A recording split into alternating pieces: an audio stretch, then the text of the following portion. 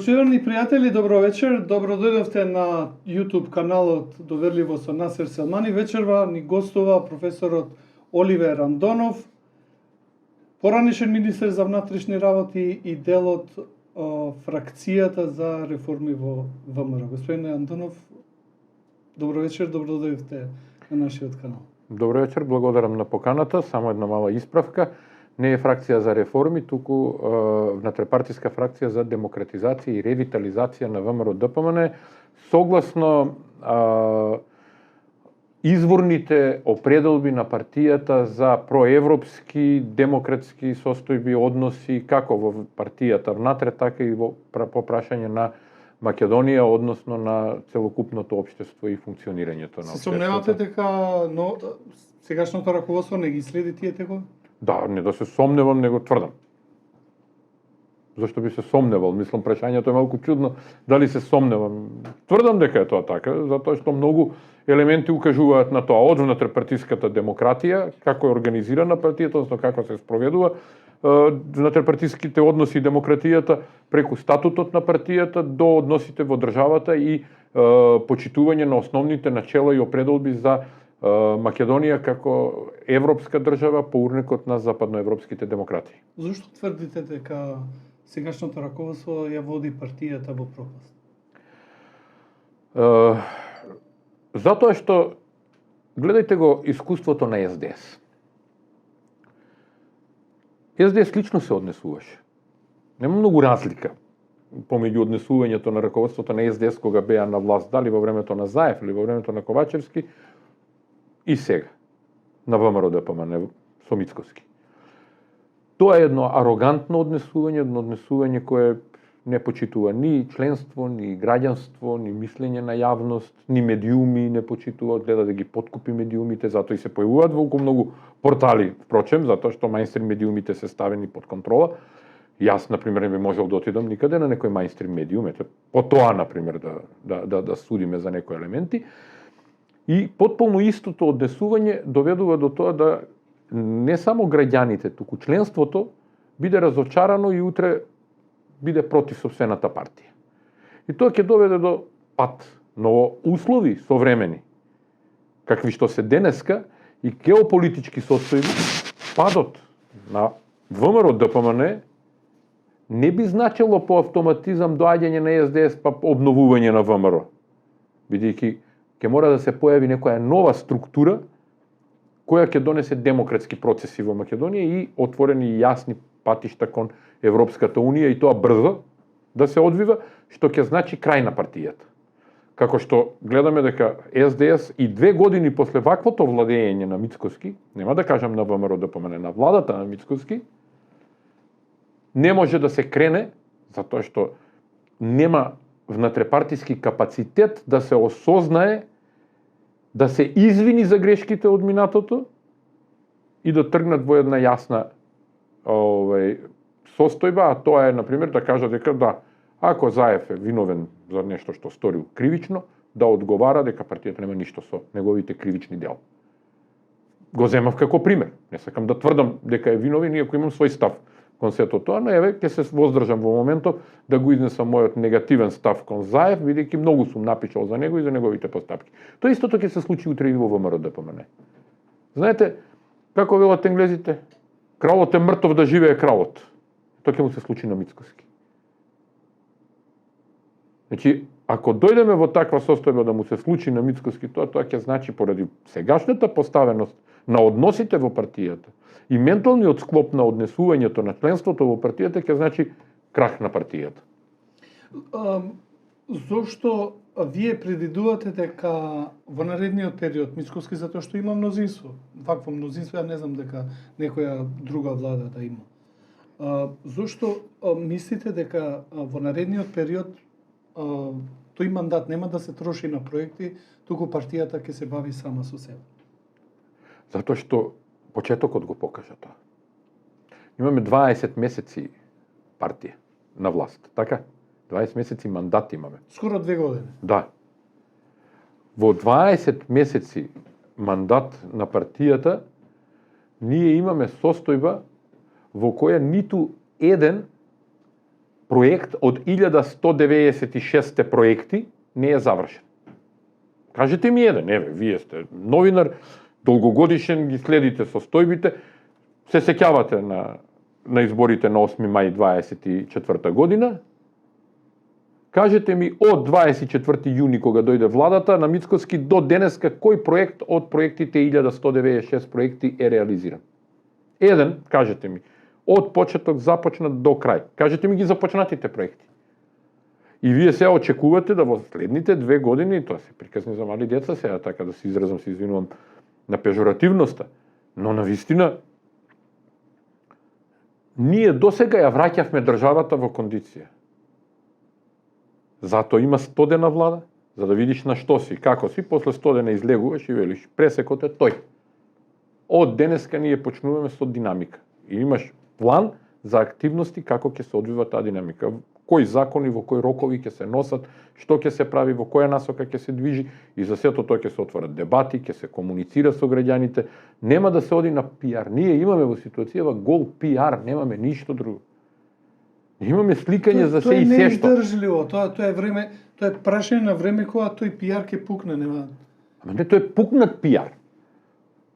Тоа е пукнат пиар, тоа е само за да има што да кажат мајстри медиумите, тоа едноставно го кажам, појдете со граѓаните разговарајте, никој не обрнува внимание на тоа повеќе. Никој повеќе на тоа не обрнува внимание.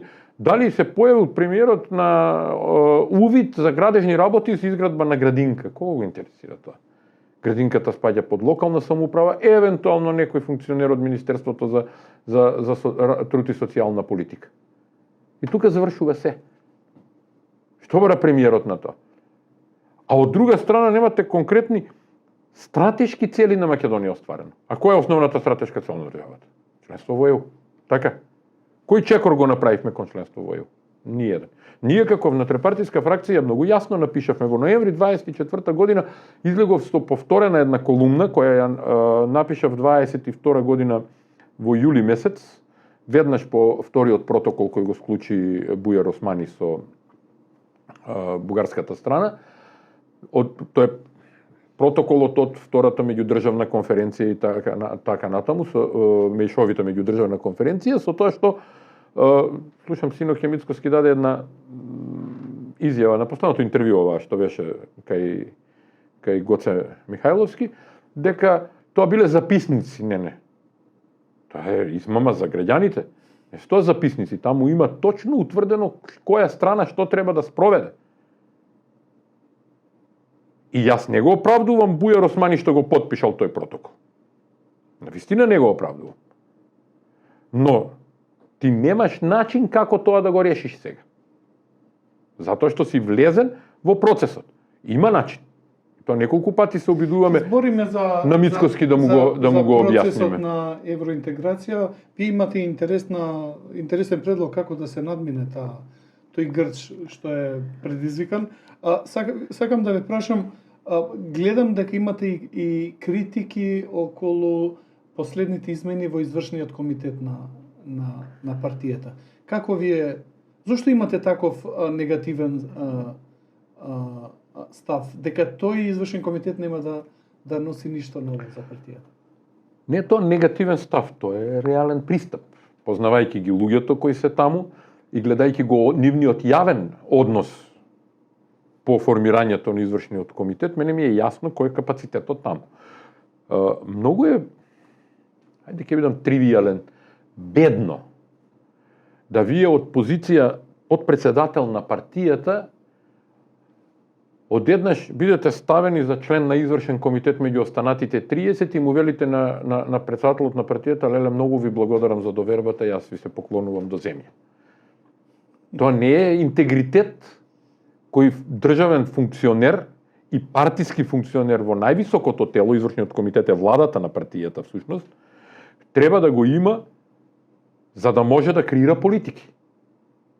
Зарем очекувате да тие луѓе креираат стратешки политики и се спротивстават на било каква идеја на Мицкоски, која би одела во погрешен правец?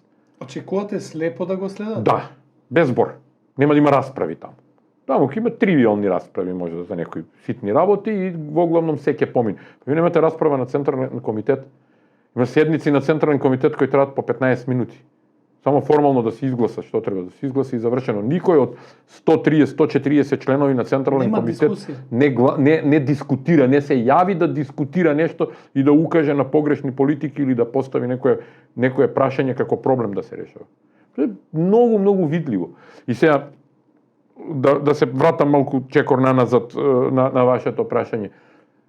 Па како очекувате вие да имате позитивен, вие рековте негативен, да имате прифатлив став, да кажеме, кон извршниот комитет, кога 2 месеци по изборот на председател на партијата Мицкоски излегува со извршен комитет. Откако претходно, замислите кој термин го употреби, ги дигестирав.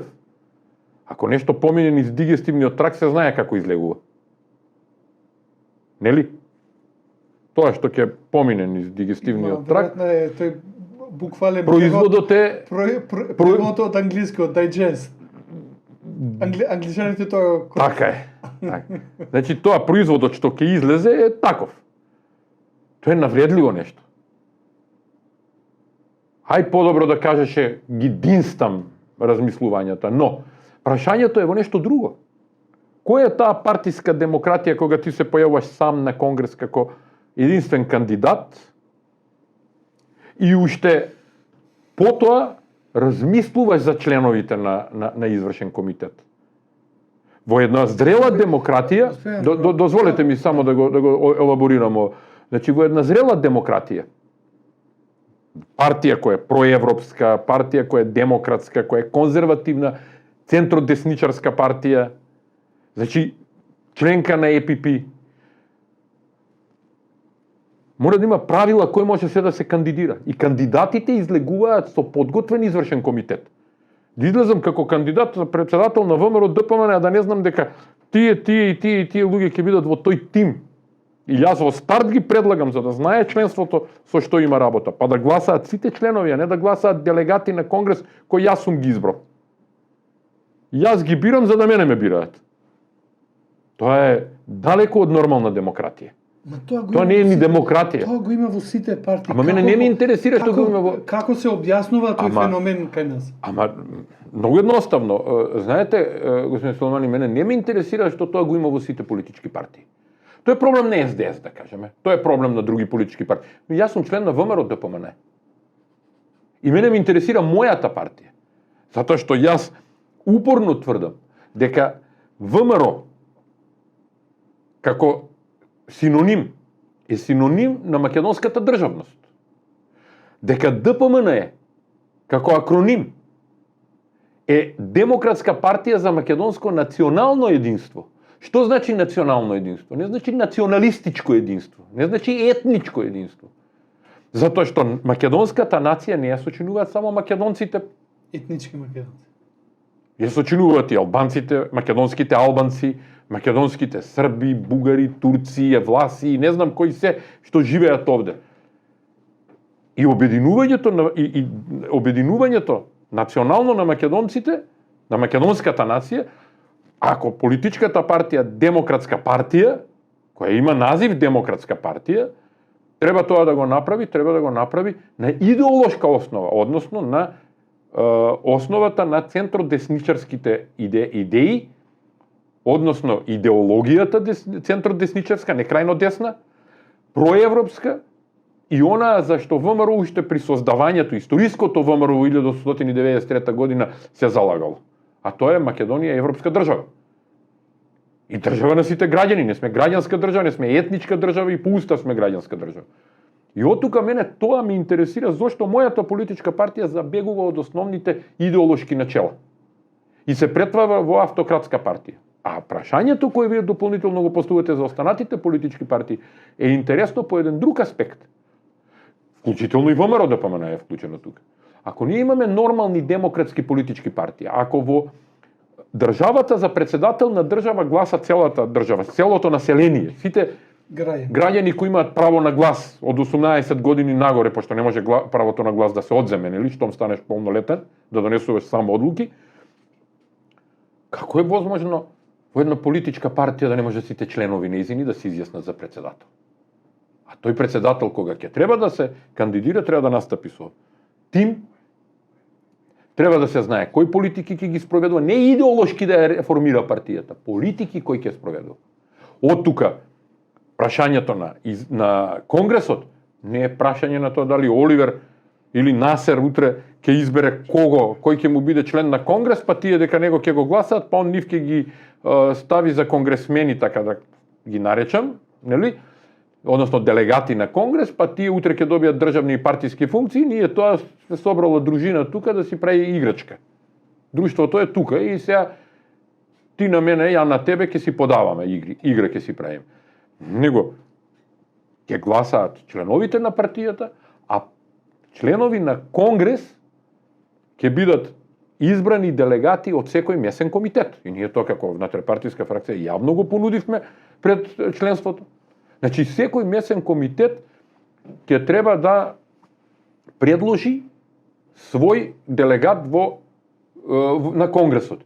А Конгресот ќе биде програмски.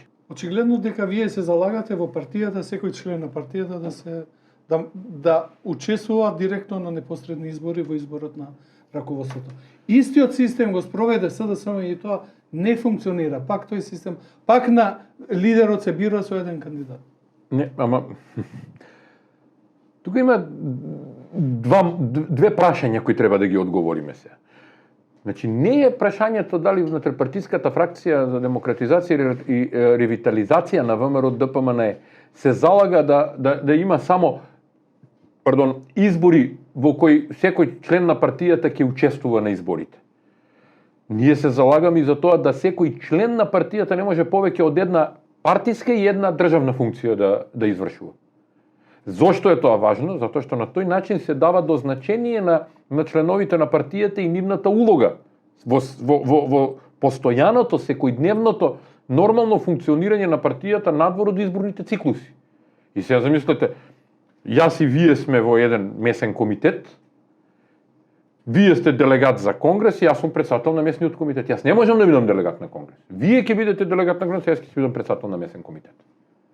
Не можам да бидам ниту член на општински, ниту член на извршен, ниту ништо. Ние во денеска имаме луѓе во партија кои имаат по неколку функции.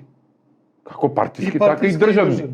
Не само и партиски и државна. Ајде сега, тоа не можеме да го ограничиме. Например, вие сте и на државна функција, ама сте и во партијата нешто. Ама по едно. Вие имате луѓе кои се во 5 управни одбори, имате луѓе кои се заменици директори, кои се во советници, а советничката улога како и пратеничката е партиска функција. Ако е во состав на локалната самоуправа или во државната власт, односно законодавниот дом, ама таа доаѓа од партијата. Вие сте представник на партијата. Точно. И сега тука допираме и еден друг дел кој малце може би посложено сега да го зборуваме, а тоа е да го смениме изборниот модел. Мене ми интересира зошто кај нас еве и такви добри идеи, например, тестирана во СДСМ, не врви, не оди. Сега ќе ви кажам зошто. Многу едноставно одговорот. Дали СДС има правилник за кандидирање? На кој се може да си, под кои услови да се кандидира за председател на партијата? Знаете зошто е невозможно и на вакви услови кога имате Конгрес кај ВМРО ДПМН некој друг да се појави за кандидат? Затоа што треба 30 делегати на Конгресот да го подржат како кандидатура. А никој од делегатите поради полтронство и клиентелизам нема да се осуди да потпише и да каже Насер ќе го кандидираме како кандидат за председател на партијата. Тоа истото ви се случува и во СДС. Никој не сака друг некој да подржи и кај нив колку што дури знам, има кандидатури, а Централниот одбор, ако не се лажам, значи не сум сигурен, не ме фаќате за збор, но мислам дека така беше по последните кандидатури, имате кандидатури, па Централниот одбор одлучува кој ќе биде кандидат. Не по автоматизам. А не по правилник. Треба да имаш некој правилник, кој ќе каже најмалку 15 години член, возраст толку, образование толку, не знам, подршка од 3 месни комитети, од 5 месни комитети, од 2 општински комитети, од не знам што, како модел, И сите тие, па нека се и десеторица, ќе излезат. Па ќе има прв круг, па тие двајца што ќе останат ќе дату втор круг и на крај ќе се заврши. Значи сосема нормална процедура како што во државата се гласа, така и во партијата. Тоа партиите не сакаат да го пресликаат, туку сакаат да глумат демократија. Зошто, знаете?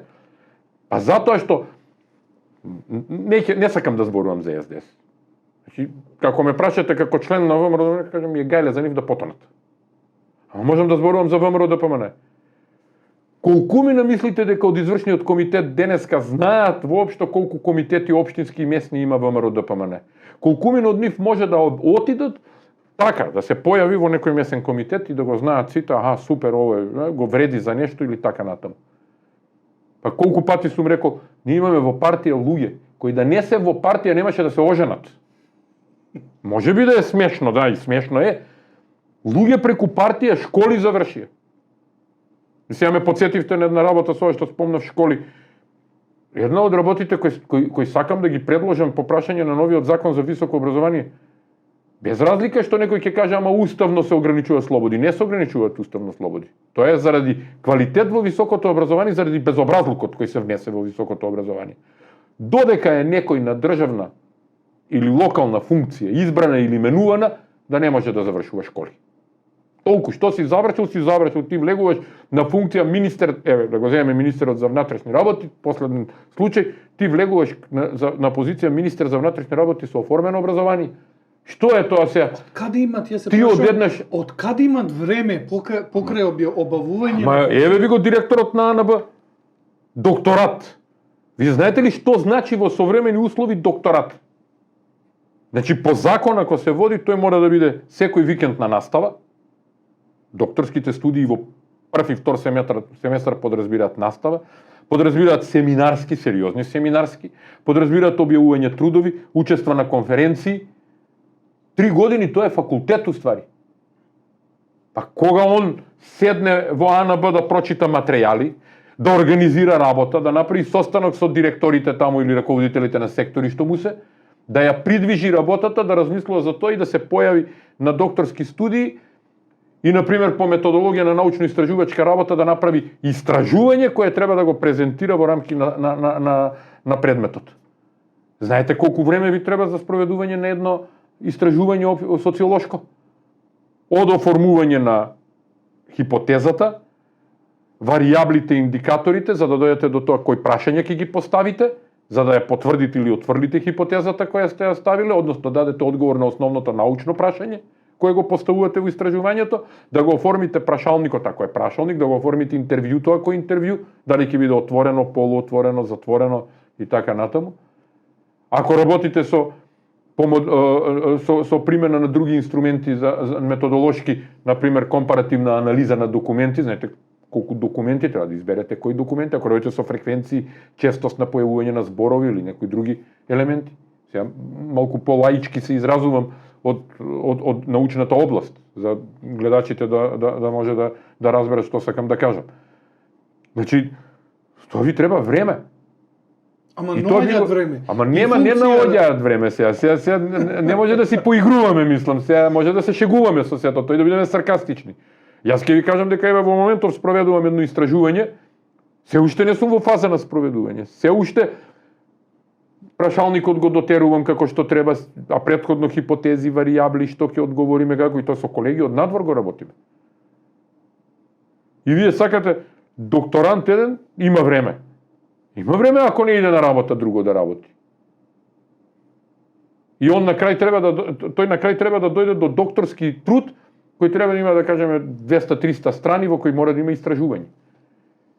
И можеме да биде саркастични, има време. Има време, ама знаете како има време? Јас сум министер, јас сум директор, професорите под притисок подпиши ми за оценка. За да не бидат професорите по краткиот пат. Не научниот пат го бират. И луѓето не може да сватат дека не е престиж да бидеш доктор на науки. Ништо не значи. Дека магистерските и докторските звања се научни звања. И дека тие звања треба да ги стекнуваат луѓе кои имаат намера со наука да се занимаваат. А специјалистички студии, оние кои мислат да бидат во одредена област специјалисти, ама непосредни во работата специјалисти. Не ве прашав за враќањето на Ковачки или како генерален секретар во ВМРО. Што тоа значи? Лоша ви е терминологијата враќање. Ковачки никош не бил генерален секретар на партијата за да се врати. Не Тоа е избор.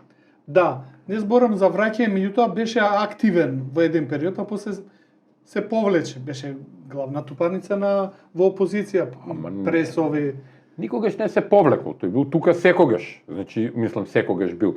Откако Делчевската група си го избра него да биде фронтмен на нив, Мицкоски го прифати, некои други, што би рекол еден ваш колега, завиша филм групации си дојдоа на свое место, од кој Мицкоски јавно се откажуваше во амбасадата на стратешкиот партнер.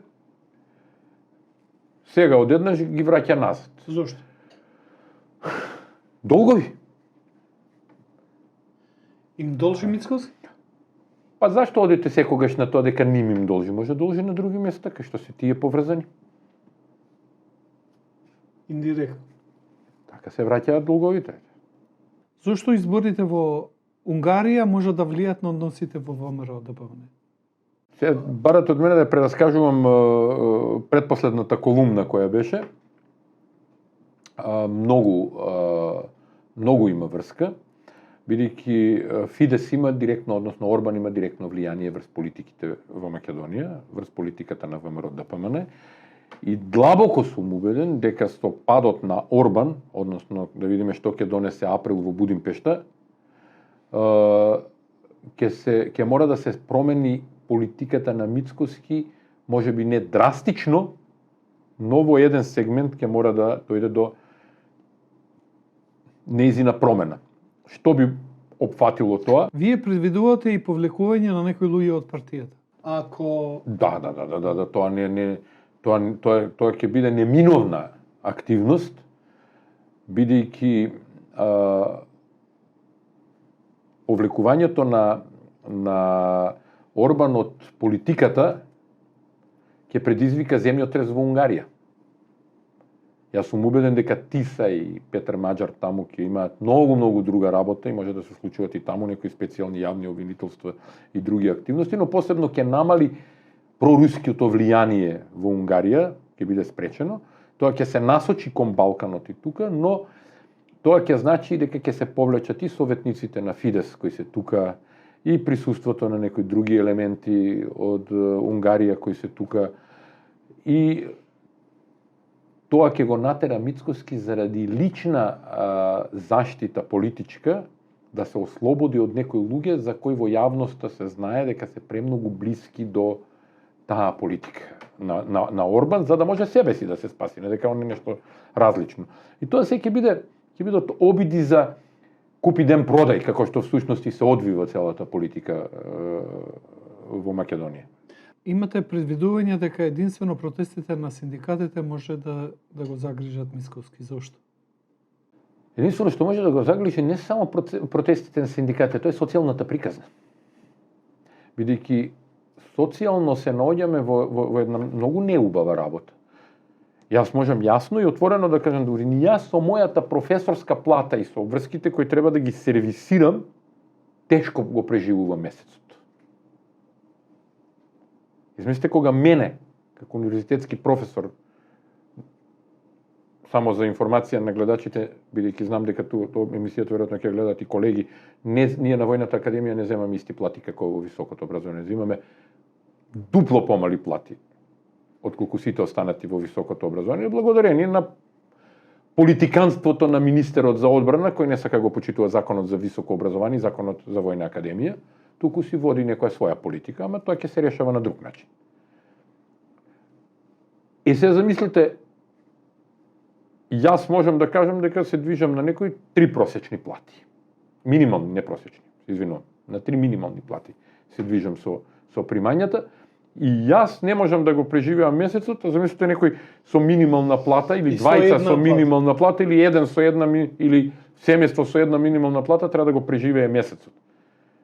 Луѓе, ние не сме животни, што би рекле, пак се извинувам на тривијалноста, да работиме ко вол за слама. Човекот не работи само за гола екзистенција да купи храна. Човекот има потреба и да се облече, има потреба и од култура, и од образование, и од потомство да гледа, па живееме во третата деценија од 21. век. Како тоа во 21. век, во третата деценија, ние ќе се бориме за голо преживување со 25.000 денари минимална плата. И затоа мислам дека ќе дојде моментот кога социјалната приказка ќе биде. Гладните стомаци ќе излезат на улица. Ете така да го дефинираме тоа. Зашто се повеќе ќе има гладни. Во тоа е проблемот, ама тоа не знам. И пиарот на нив нема да им врши работа на владата. Ама пиарот не те јаде, не те најадува. Ти не го јадеш пиарот, ти гледаш само и леле колку ми е убаво. Не ти е убаво, него кога ќе ти дојдат децата дома и кога ќе ти кажат дај ми пари за тоа, а ти не можеш да му дадеш 100 денари, а за 100 денари денес ништо не можеш да купиш. Еден бурек и јогурт е 115 денари. Уште 15 денари треба да му дадеш сабајле да купи бурек и јогурт дете во на училиште кога ќе тргне. А каде се патики, каде е да излезе со другари, различите моделот на живење. Јас како дете во Крива Паланка можев да живеам и со 5 динари во тоа време. Па и многу беа во тек на денот и 5 динари, затоа што пешки одев до училиште, тука ми беше се, нормално функционира, мало место, сите сме тука на тоа социјално ниво, немаше некои драстични разлики. Вие денеска имате проблем со фрустрации. Овој имал телефон, овој имал патики, овој имал фармерки, овој имал блуза, овој имал овој бил вамо, овој бил таму. И тоа е само делот на младата популација, која така изфрустрирана или ќе влезе во криминал, или ќе побегне од државата. И кој е возијан? Вие школувате некого за лекар, вложувате во него, милиони вложите, тоа милиони чини тоа образование за лекар, и тој замине во некоја Германија, во некоја Франција, во некоја, не знам, европска земја, кој што си го најде животот. Практично ние го субвенционираме нивното здравство. Точно, знаете како се вели, на паметниот човек татковината му е таму кај што му е убаво. И се може да ме обвинат за антимакедонизам, нели? А јас ја сакам Македонија, ама како да ви објаснам дека за да децата ја сакаат Македонија треба да ги научите да живеат тука. Не живееме ние во 19 век, па борбата против турското османлиското робство ќе ја субституираме со тоа што ќе јадеме лепи вода и ќе правиме преродбеништво и ќе се бориме некако. Помина тоа време. Денешната љубов кон татковината е економијата. Тоа е поентата на членството во Европска унија. Отворени граници, економија, еднаквост, нормално функционирање. Мицкоски одбива уставни измени ако не добија гаранции за уставните измени. Дали вашиот предлог за организирање референдум за внесување на бугарите во Уставот може да биде решение? Па, да ви кажам... Може да помине кај нас. Да ви кажам, да не мислев дека не може да помине кај граѓаните. Ако мислите дека не може би немаше ни да го дадам. Но, поентата не е во тоа дека граѓаните ќе се изјаснат за гаранции дали ни требат или не. Тоа е ставот на Мицкоски. Поентата е токму поддржана на неговиот друг став, дека додека е тој премиер, нема да попушти. Добро? Бидејќи ти сметаш дека твојата политика е исправна, после 2 години скоро од власт и никакви резултати во промена на преговарачката рамка, така наречениот француски предлог, а тоа не е предлог, ако тој вика тоа е предлог, не, тоа беше француски предлог кој прерасна во европски договор, кој ние и бугарите собраниски го прифативме. Ние имавте расправа во бугарскиот парламент за да го прифатат. Ние имавме расправа кај нас, нели излегува пратениците од ВМРО ДПМН надвор. Не гласаа. Ама имаше мнозинство со 61 се прифати преговарачката рамка и влеговме во процес. И сега, вие викате дека сум ја премиер, крај. Добро. Тоа е твој политички став и е со должна почит го прифаќам како политички став. Но не сум должен да страдам поради тебе. Туку Сакате, барате верификација на тој став?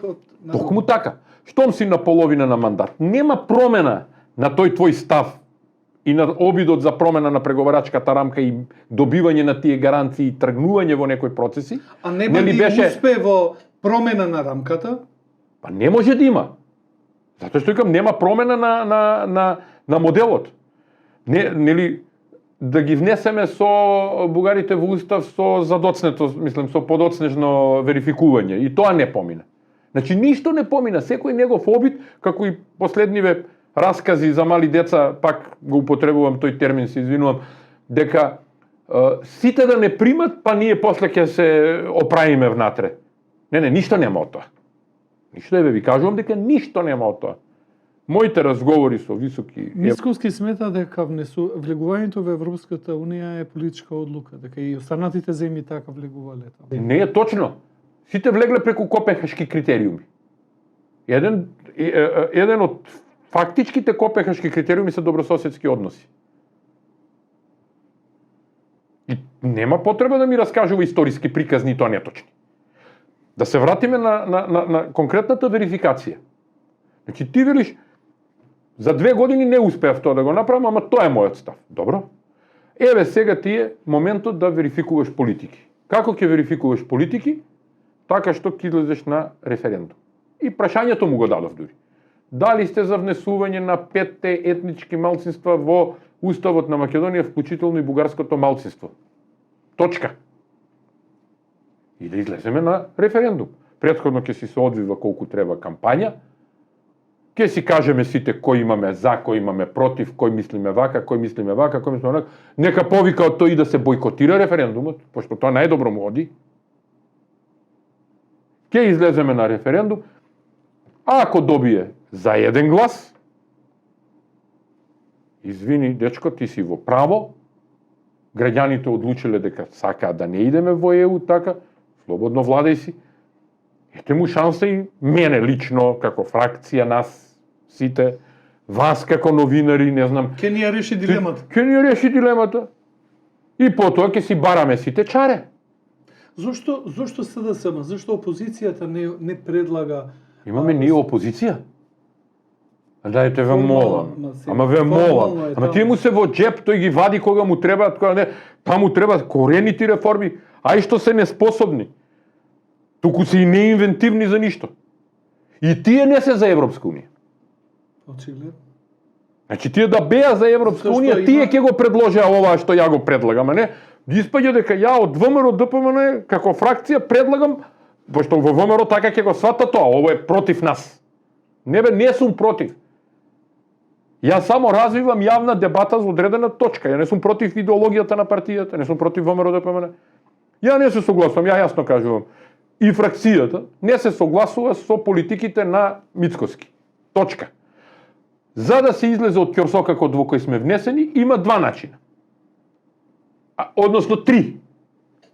Или да прифатиш се што е во преговарачката рамка и да тргнеш во спроведување, во уставни промени, спроведување и преговори, или да го раскинеш договорот за добрососедство со тоа и протоколите ќе паднат, и рамката преговарачка ќе падне, се ќе се растури, а имаш таква можност во договорот за добрососедство. Ама тоа не го прават. Што би рекле некој, храброст нема. Нели? Направи го тоа, па за година дена потоа, кажи сега јас сакам на ново да преговарам, па да видиш како ќе преговараш со Радев или ќе ти се погоди, може ќе имаш среќа, ќе ти се погоди Асен Василев од промените продолжаваат проевропска опција, разбираш, таму и ќе бидат помеки кон тебе. Еве тестирај се. Ама биди на чисто што ќе правиш.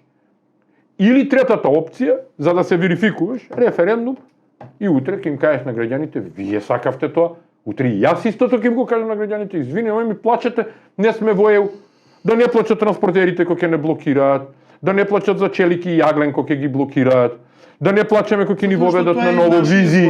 Зашто тоа е нашиот избор. А вака што се случува?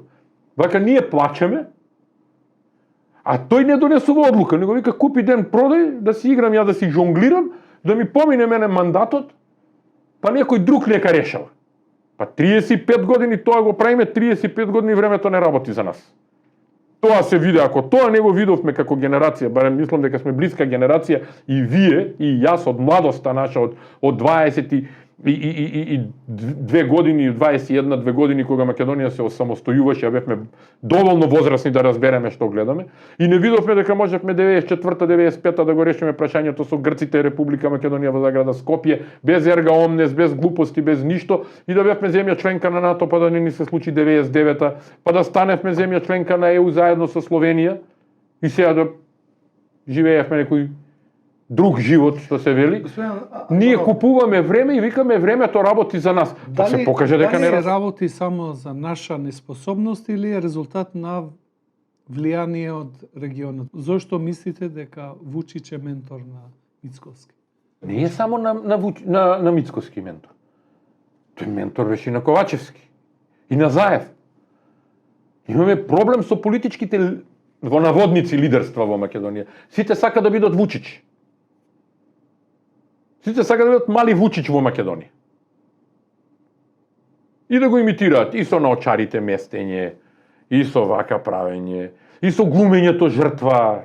Тој страда за татковината, тој не знам што прави. Тие сами се местат во приказката, а Вучич нормално, односно тоа е српската политика, значи тука да разграничам во старт, немам ја проблем со србите како народ.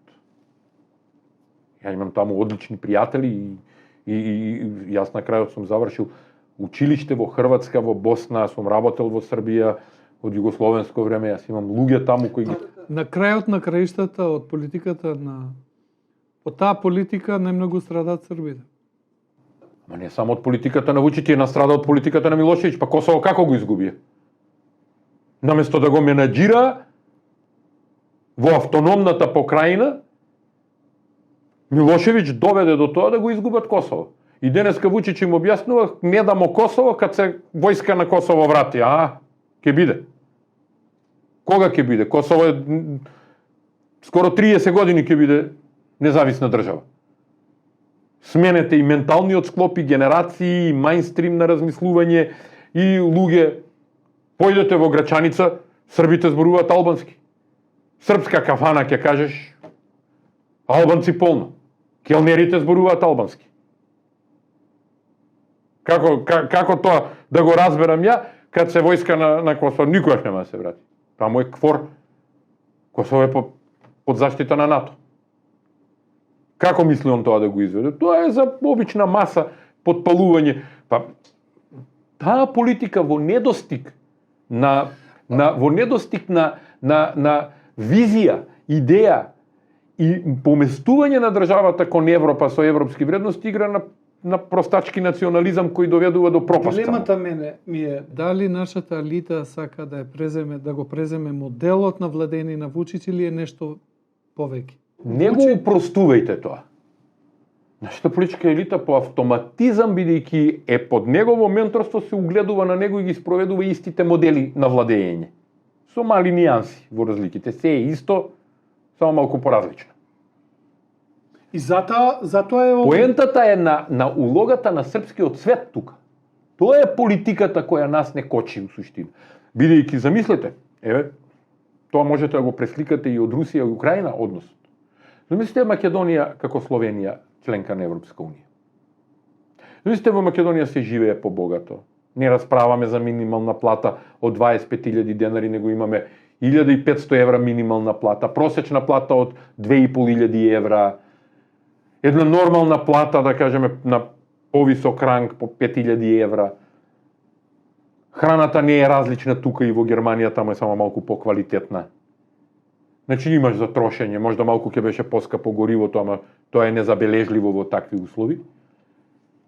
Што мислите, колку луѓе од Јужна Србија ќе дојдат да работат во Македонија? Како граѓаните на Србија ќе гледа на Македонија и ќе вика, што преш ти види ги овие кај одат, а ти нас не држиш овдека со најскапо гориво во регионот. Најскап бензин имаат, најскапо гориво во регионот, а се утепа овој отфалење со русите дека имаат подршка од нив и оној низ што се им се случува таму и се под санкции. А ние немаме рафинерија, увезуваме гориво. Ама имаме едно од најефтините горива во регионот. Гледате ли како се случуваат тие интересни работи? Замислите што ќе му се случи на него. И тој е едниот аспект, тој е економскиот аспект. Вториот аспект е, за да можем јас да владеам и да ги решавам тензиите кои внатре ми се јавуваат, постојано мора да предизвикувам проблем надвор. Проблем со Косово, божем со Курти, он се кара, не се сака, овој прави проблеми таму, овој прави проблеми таму. Па проблем со Босна, па нешто проблем со Црна Гора, не се разбираме, па некои споменици шетаат по манастири у Црна Гора, фашистички единици кои се бореле со партизани. И тоа е отприлика завршеното. Ако се вратиме малку и поназад во време на турско, па и најчесто и македонците и албанците заедно се бореле против турците, заедно се бореле против српската окупација тука. Значи, нема баш негативни искуства многу, но многу интересно што сето тоа се прелива од Србија дека ние сме во конфликт со албанците. Може србите имаат конфликт со албанците, македонците не би требале да имаат таков тип на конфликт со албанците. Плюс тоа, ако се водиме како што ни уредена државата, да некако ги подстегнеме работите и да влеземе во Европска унија, многу помалце тензии ќе има. Значи, поентата на владењето на Вучич и односот кон околината, кон окружувањето е предизвикување на тензии и проблеми. И тоа се, всушност, состојби на поранешните југословенски служби, кои имаат длабоки траги остаено и наследства во денешните држави, барем Македонија, Србија, Босна, Црна Гора. Ние сме жртва на тие. Па сме заради сами себе. Затоа што не прекинавме со нив. Ние не ги исековме врските со нив. Од тој аспект да кажеме, доста беше крај. Ајде. Не, ние ги преземавме сите работи од нив, ги преземавме пак кај нас. И тоа си продолжи така. На крај сакам да ве прашам за аферата за марихуаната. Како е можно 5 тони марихуана од Македонија да бидат превезени во Србија? Што мислите ви, како може тоа да се случи? Навистина не знам процедурите и мене ми е, како обичен граѓан, некако ми е како Монти Пајтонова приказна е. Приказната е смешна, само доколку не би ни се случувала нам. Би се смееле. Би се подсмевале со некого. Ама во случајот на тука има на наша сметка. На наша сметка е тоа. Тука имате неколку работи. Првата работа е дека марихуаната која е заплената во Македонија, зборуваме се, таа не е заплената, таа е одземена. Одземена е од легални фабрики со лиценца. Кој дава лиценца? Државата. Односно институциите на државата. Тие институции имаат раководители. Тие институции имаат обврски по закон и по не знам што да контролираат. За 2 години власт ти не можеше да прегледаш што ти се случува. 40 тони марихуана не се создаваат за месец дена. Тоа растение треба да порасне, да пушти цвет, цветот да се скрои. Годишната реколта во лабораториски услови, како што се одгледува марихуаната, е можеби 3-4 реколти. Тоа се големи површини, значи тие 40 тони се собирале можда година, 2-3 и наназад. Значи, што си правил ти последниве 20 месеци, дали си отишол во контрола, дали си утврдил, дали си информирал, дали си дал задачи, наредба, инспекција, да се уништи, да се направи МВР, дали влегло и така натаму. Да не се случеше ова во Србија, уште немаше да има ништо. Така? Тоа е првата работа. Каде е одговорноста на инспекцијските и оние кои издале лиценца, бидејќи е одземена, не е запленета. Тоа се погрешни, се разбереме, терминологијата многу значи во обраќањето. Ќе запленам ако е нешто нелегално. Ако дојдам кај вас и ви го одземам лаптопот поради вештачење, тоа е одземен предмет. И полицијата има разграничување во тоа. Привремено одземени предмети за кои се сомневаат дека се предмети за извршено кривично дело или потекнуваат од извршено кривично дело. Ако сум ви го украл, па ме го нашла полицијата кај мене, за да докаже дека сум го украл од вас. Тоа се многу јасни работи. И сега вие против кого поднесувате и што поднесувате? Против собственикот на фабриката за производство на марихуана? Кривично може да го гоните, не сум сигурен, мислам дека прекршочно може да го гоните за не правилно чување и складирање на материјалот. за неправилно водење книги. А ако утврдиш низ книгите дека изнел надвор и препродал, тогаш преоѓаш во кривично гонење по член 215 и 216 од кривичниот законник, недозволено производство и пуштање во промет. Кај него е дозволено производство, ама пуштање во промет на опојни дроги и прокурзори. Така се дефинира членот. И сега вие во тој дел треба да го расчистите тоа. Но што е за мене позначено во целата работа? Кој е каналот на дејство? Тој канал на дејство кој оди кон Србија е државен шврц. Тоа не е поединечен. Зошто? Вие мислите дека без знаење на државата не може да се превезува толку дрога преку граница? Знаете ли вие што значи 5 тона дрога да ја поминете, а државата да нема појма за тоа? Тоа не се случува. Таков камион да ви влезе во државата, да ви излезе од државата, тука да се товари и да излезе надвор, а да ја помине царината, а да никој не го погледне, во најмала рака е за смена на сите во царина поради неизвршување на функционална должност. Во најмала рака. Вие памтите, освен Чочоровска што ја фатија со колку тони кокаин беше, исто така нешто беше, 5 тони кокаин беше, така? Во поликолорот што беше.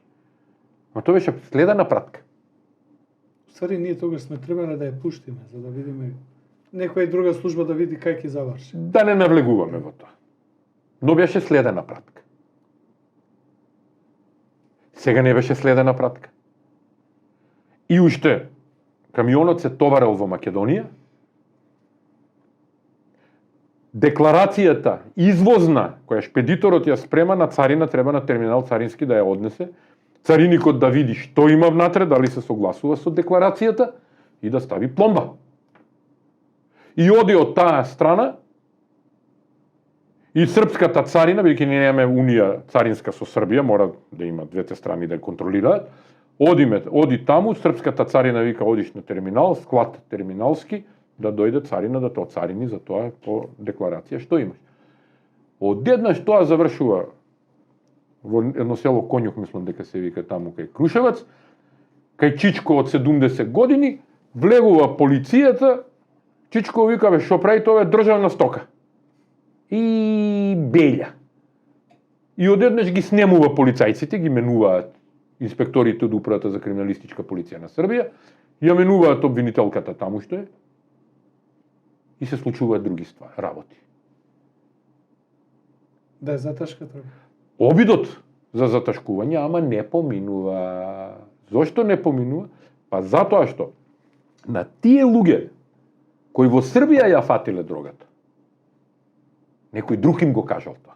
А тој друг не можел да знае ако немал луѓе тука да знае. Од Македонија дека ќе оди дрогата таму, да ја следи дрогата на посебен начин, да види кај ќе се складира и да вика влегувај. И тој друг што знаел одовде дека оди дрогата, сигурно знаел дека е тоа договорено на едно повисоко државно ниво, за да може сите овие процедури да ги помине и никој да не погледа. Тоа е деја? Во наводници. Па веројатно е.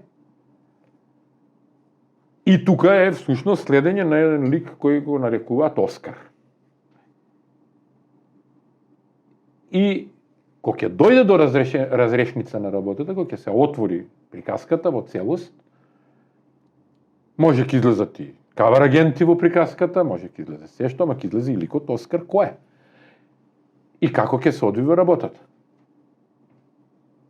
И доколку мислат овде во Македонија, за Србија веќе не ме интересира, нека прават што сакаат, ама доколку мислат овде во Македонија дека можат да ги измамат стратешките партнери во таа игра лево-десно, па еве ние нешто обвинуваме, не сум ја, немам појма, кога ќе излезат кавар агентите на површина, кога ќе го спакуваат господинот Оскар и кога ќе му ги фатат линковите, телефоните, линиите кои веќе се симнати, може да излезат многу интересни луѓе. И да гледаме некоја друга приказна, или да некој плаќа сметка за нешто друго. Што не е исклучено. Пошто таквите состојби тогаш се користат за плаќање на политички сметки од поголем маштаб, за тук интерес и за поголем интерес. Тоа е проблемот во Македонија, што свесноста на политичките, ќе ги наречам политички, ако се тешки политиканти, на политичките лидерства, во наводници лидерства, се однесуваат на нивниот личен интерес. И заради нивната лична комоција и интерес, ние плаќаме сметки како граѓани, ние сме жртва на таквата состојба. Дали практично идеја на нас и на српските граѓани сака да им укажат дека големите патриоти кои што бранат идентитет или територија, сакат да ни покажат со што всушност се бават? А заклучокот ви е сосема на место, ама кој ќе го прочита? Кој ќе го прочита заклучокот ви е сосема на место? А вие мислите дека покрај вакви мајнстрим медиуми тоа ќе излезе на површина? Може ли да се крие да? Не, него ќе се пере. Ќе се стави во веш машината. Brainwashing ќе прават. Ќе затварат очи американците на тоа? Ама јас пред малку ви кажав. Тоа зависи од интересот кој треба да се реализира на крај. Ако интересот да расчистат со некои политикански групации и криминални кланови, ќе расчистат до крај. Нема да затворат очи, ќе биде приказката Мадуро. Мадуро ви е пример за таа работа. Ако сметаат дека треба постоечката политиканска гарнитура да заврши некоја работа, да ја принудат да заврши некоја работа, ќе ја принудат. А тие овде ќе продаваат магла или ќе пробаат да избегнат, па да одложат, па да вака, па да така, па да се вадат и сето тоа да биде разводнето ако може, ама разводнето пред се во очите на јавност. Brainwashingот да го применат, значи да ги исчистат трагите од себе.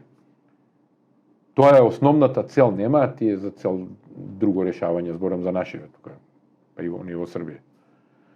Инаку да беше работата како што треба, немаше да дојде до оваква состојба. Немаше да дојде, ќе имаше контрола на фабриките, ќе се одземеше уште во некоја друга фаза стоката која ќе се најдеше марихуаната во магазините, ќе се наложеше уништување, ќе се направеше надзор под надзор, ќе се уништеше. Значи, еден куп работи кои требаше да се превземат, не биле превземани наназад со години, не зборам само за оваа влада, зборам и за претходни, нема да забравиме дека на Плетвар пред неколку години еден тон се фати и тоа го возеше полицаец комбето кој Деја го фати. Па полицаецот го спасува и никој не одговараше. Имате резултат од таа работа? Немате, така? И затоа не се чудете што има мала доверба кај нас во нашите органи по тоа прашање. Тоа истото важи и во Србија. И веројатно и тука ако оделе со некој наш локален кавер агент, оделе на лични основи. Не оделе преку министерството, преку организирана структура. Него јас му верувам на Насер ќе го ангажирам, ќе завршиме работата и така. Професоре, благодарам на разговорот. Ви благодарам, ми беше чест. Почитувани гледачи, следевте разговор со професорот Андонов. Зборевме за случувањата во ворвот на ВМРО-ДПМН, интеграцијскиот процес и секако последниот скандал со марихуаната. Благодарам за вниманието и се гледаме следниот понеделник. Пријатна вечер. Ако ви се допаѓаат вакви содржини, ве молам лајкувајте, коментирајте обавезно и шерувајте за да можат и вашите пријатели да следат вакви содржини. На крај, благодарам на вниманието и пријатна вечер.